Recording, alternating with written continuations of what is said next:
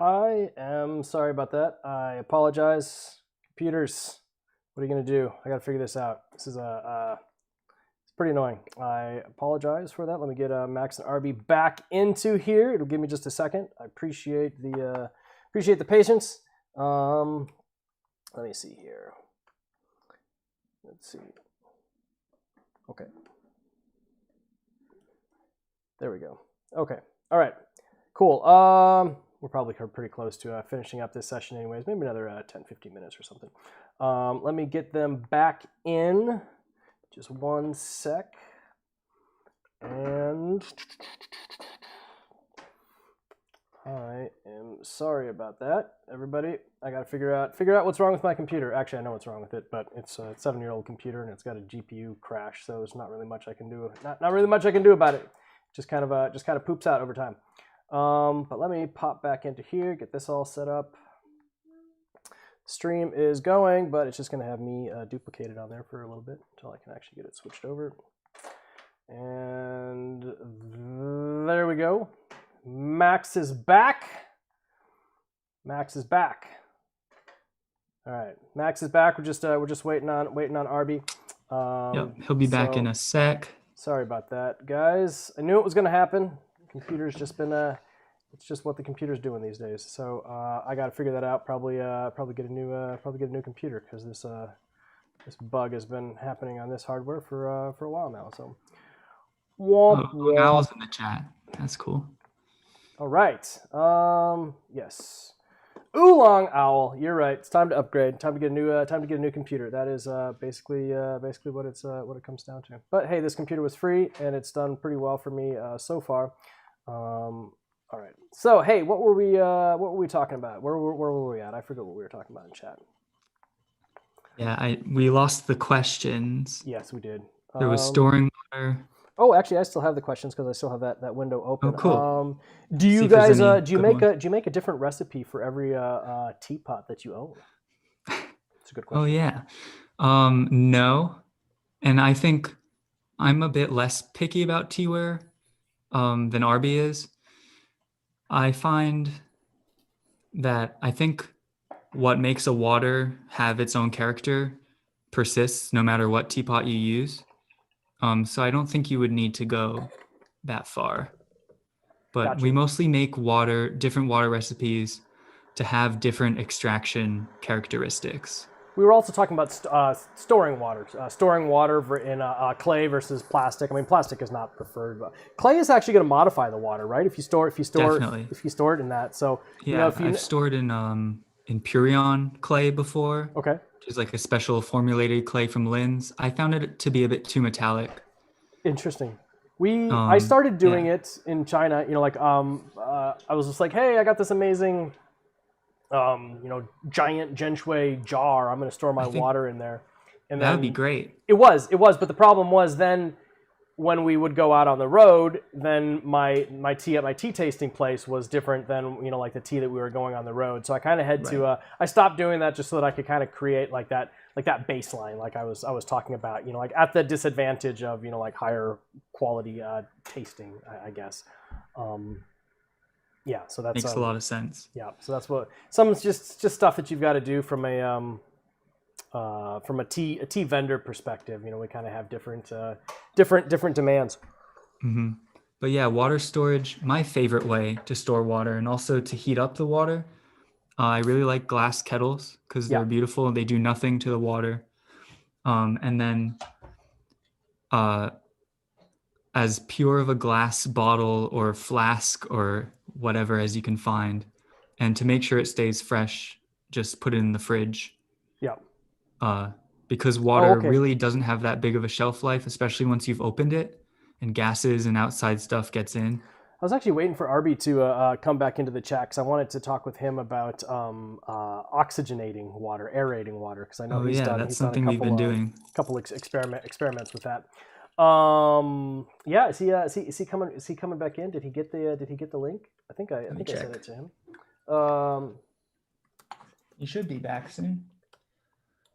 Oh, he doesn't understand what's happening. There we go. Link in email. Come on, Arby. Come back to But us. we share knowledge all the time, so I can hold it down for the time being till he gets back in. There he is. All right. Great. Excellent. Arby, welcome back. He's still connecting to audio. Arby, I'm sorry. The computer had a crash. The GPU pooped its pants faster than my son does, which is something. Oolong Owl says you need a dedicated fridge for storing water. Her water tastes like beef roast if she stores it in her other fridge. So maybe it's a specific Oolong Owl. I do have a dedicated fridge for water, totally full. Eagle Scouter says, hey, who else stores water in the hump on their back? Pound Camel Gang. That's probably just you, man. It's probably just interesting. You. Yeah. That would be weird. Camel stored water. I don't know. Thanks everyone for coming back. Yeah, I appreciate you guys jumping back into the stream so quickly. It's a really frustrating thing. I'll get it figured out. It's on the list of things to do. But Arby, we wanted to talk to you about some of the experiments that you've been doing on aerating water and what a non-aerated water means and what aerated water means and pros and cons on how that affects the tea. Okay, so I'm not really savvy on this because I just started doing it a couple of days ago. Well, it turns out that there's a pretty significant difference between water that isn't aerated and water that has been. And since I'm starting with reverse osmosis or distilled in other cases, I don't know whether RO has more air in it already. But either way, I find that a little bit of aeration makes a pretty tremendous difference in terms of like the power of the water, like the intensity. I found that aerating by just pouring from my kettle into a bowl from like a few feet up. You just pour it and like as a thin stream and it kind of splatters and like it agitates and I guess it like dissolves more oxygen and nitrogen. And it has a pretty significant impact in terms of reducing astringency and just the general intensity. And I found that doing too much was like really unpleasant because then it just doesn't taste like anything. Too much oxygen.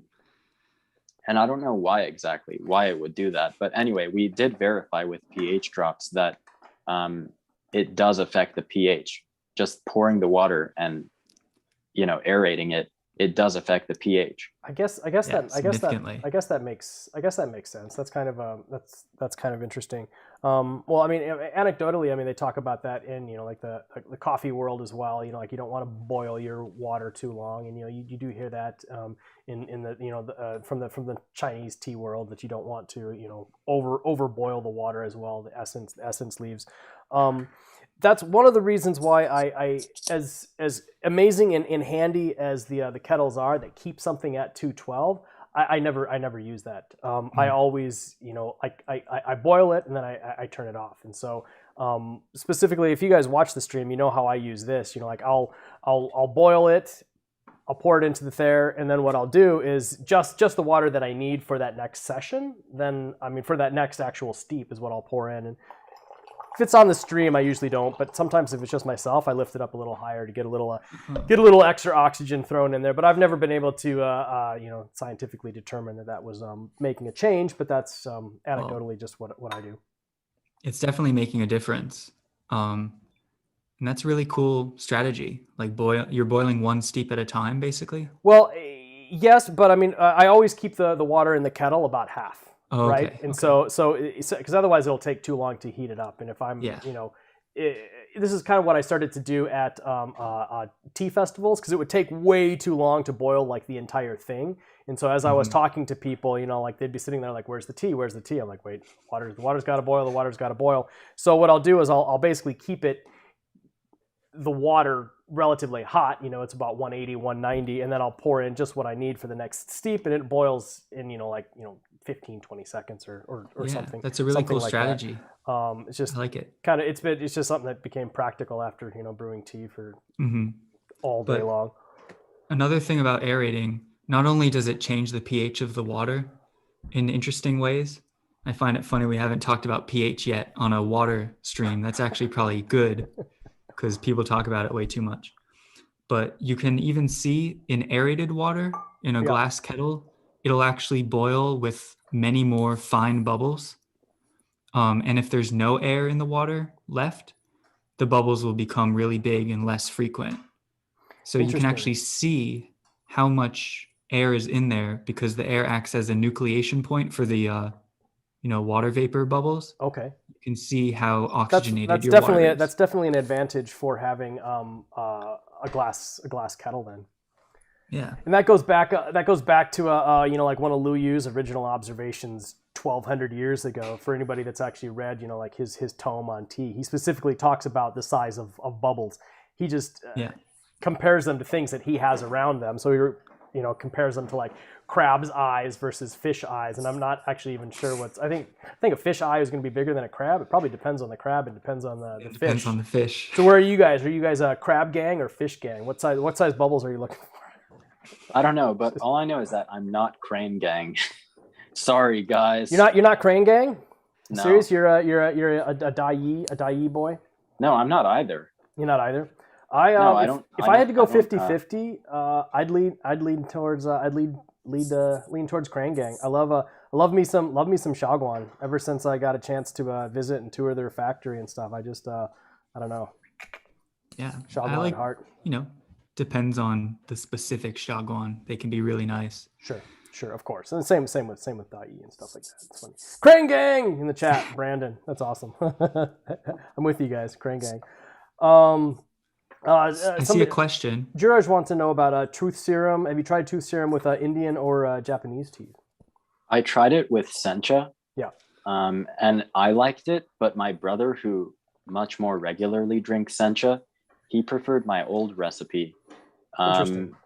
So I don't know. I don't really drink sencha that often. So I will eventually make a recipe for it.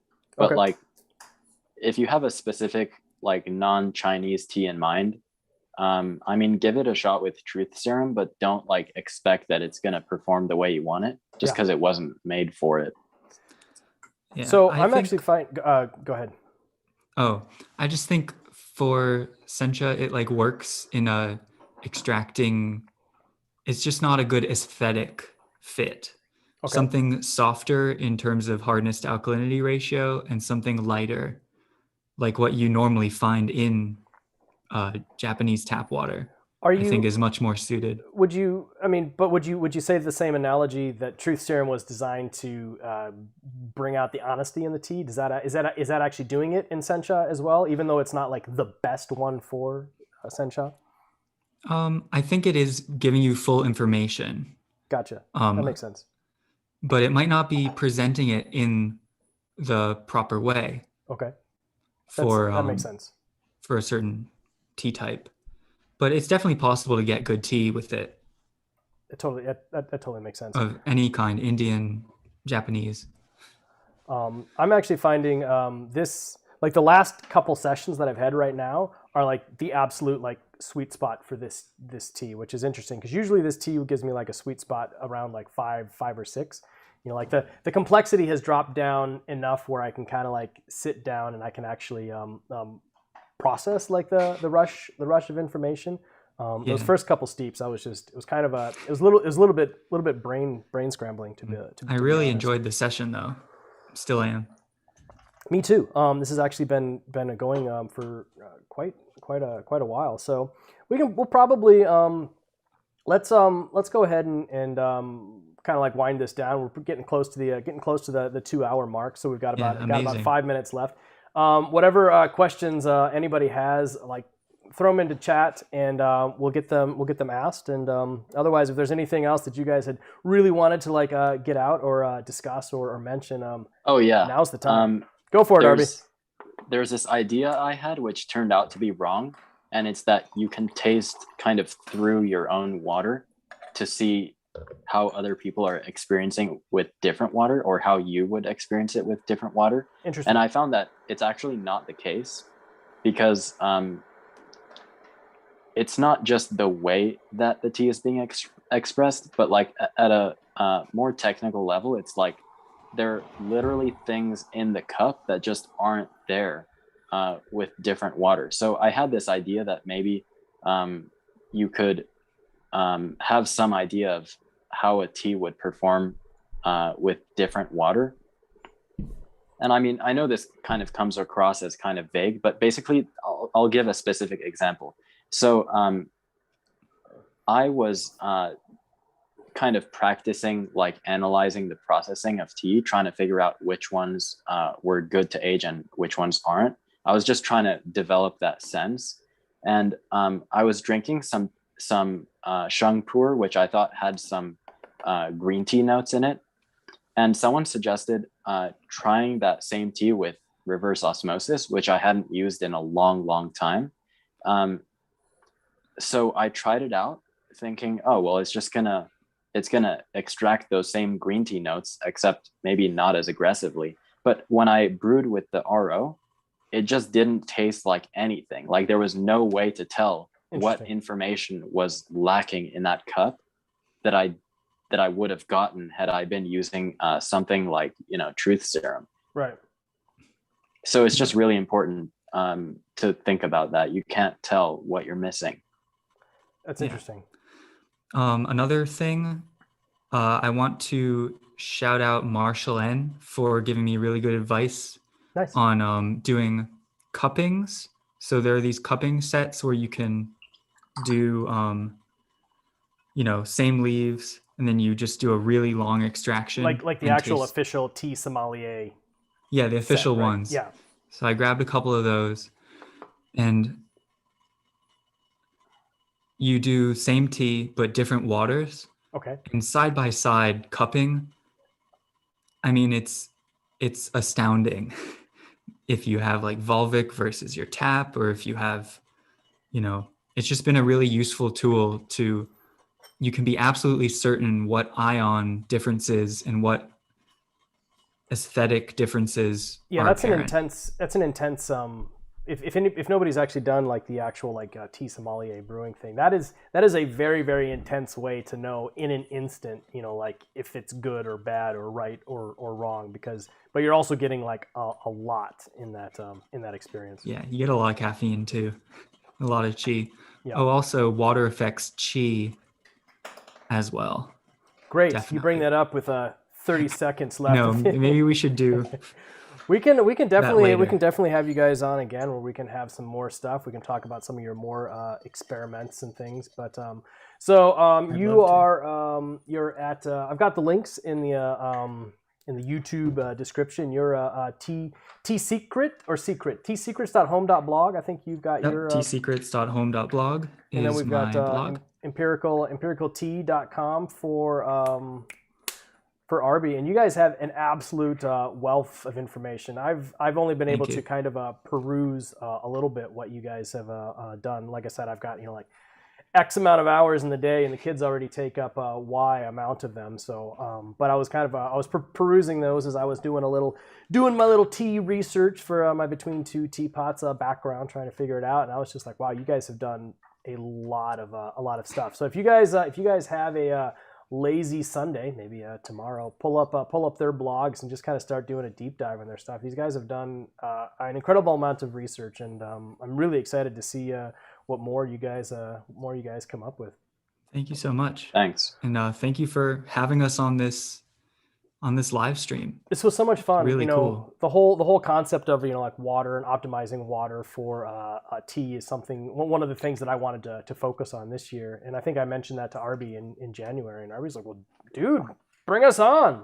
And it's got to be Max too. Bring us on. I want to see. He's like, and so I was just like, sure, dude, sounds good. But this was like that was like 2 months ago. We've had a fairly long a schedule of people planned for this show, which is great. I've actually, I've been learning tons of stuff from this show, and I've been having a lot of fun having people on. And next week is Kupuntu from the founder of the Discord, the Tea Discord, which is going to be kind of fun. We'll be able to talk about their experience and just kind of like concepts around like tea community and stuff. So exciting. Any last suggestions or things to throw out there for the tea nerds that have stayed around this long? I just wanted to say that I was kind of surprised with the aeration thing that aerating the already brewed tea had a kind of surprisingly similar effect to aerating the water and then brewing the tea. I just think that's kind of something to think about. Like if you brewed a cup of tea that was just too harsh, just, you know, Interesting. like Give it a little, just give it a little pour it. height. Just like pour it from a height, you know. Kind of doing a back Yeah. and forth. Like, It becomes definitely more airy, more body, but maybe less stringency and nice. stuff like that. You guys have seen the So it's videos pretty of the amazing. guys in the tea shops in China with like the long kettles, and they'll quick and like hit a teacup across the room. It's crazy. Mega aerated. Yeah, I have one last note, Do it. or for the tea and water nerds.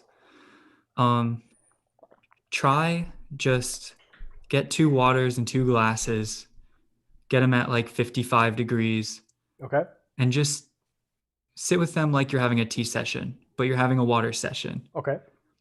And you might think you're not going to be able to tell the difference, but I guarantee if it's 2 different waters, you will be amazed at the Nice. difference and how much you can appreciate just water on its own before the tea. Awesome. I think you're right. Now that's it's actually important to look at things from an AB perspective. I mean, I have a long history of, you know, software development and quality assurance background and stuff. So it's all about like removing as many variables as you possibly can. Try to construct an A and a B, and then just sit there and, you know, like analyze them side by side. Because otherwise, it's just like there's just too much complexity into there. So try and simplify your methods and get down to very, very, very subtle changes, and then comparing them side by side. Mm-hmm. Oh, and feel free to message us on Instagram if you have any water questions. Or on we're totally open. Or on the Discord. Yeah, we're always on the Discord. Discord.gg/T. You guys are in the pound water group on there, and you guys are super accessible. You guys are always like responding to me like as soon as I get message you and whatnot. So that's great, dude. You guys, thank you so much. This was a ton of fun. It really was a lot of fun, and I appreciate you guys like putting the water together and sending it to me and taking care of that, and, you know, taking some time out of your day to talk about like what you guys are passionate about. And this has been a lot of fun. It was really illuminating. Thanks for having us. Absolutely. Thank you. Thank you. Arby, you're the one that actually mailed it to me, right? Did you toss it in the? I think I got it. Yeah, that was me. It's funny because I get a package and I'm just like, even though I knew you were sending it, like I get a box in the mail. I'm like, who's this Arby guy? Like, where did this package come from? But and then I opened it up. It's like, oh right, of course, it's my truth serum. So, anyways, awesome. Appreciate you guys, and thank you everybody in the chat for the amazing questions. Thank you for jumping back in. Even after the crash, I'll get that figured out. I'll figure out what I need to do to make this computer a little bit more reliable, so we don't have that in the future. So, anyways, thank you guys so much, and I love you all, and have a great weekend. Okay. See you. This was fun. This was Thanks. fun. Thanks. Bye, everyone. Thanks for